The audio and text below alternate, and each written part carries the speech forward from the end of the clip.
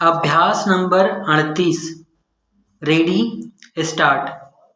एक नगर में एक बुढ़िया रहती थी। स्टॉप। वह बुढ़िया बहुत गरीब थी। स्टॉप। लोगों की मजदूरी करके अपना पेट पालती थी। स्टॉप। जब उसके पास कुछ पैसा हो गया तो उसने उन पैसों से एक मुर्गी मोल ली।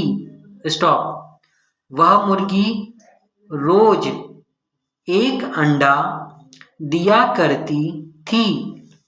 स्टॉप। बुढ़िया उसको बेचकर अपना काम चलाती थी। स्टॉप। एक दिन बुढ़िया ने सोचा कि मुर्गी का पेट चीरकर सब अंडे निकाल लेना चाहिए, जिससे बहुत सा दाम मिले। स्टॉप।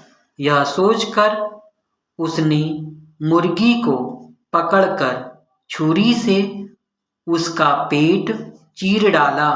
स्टॉप।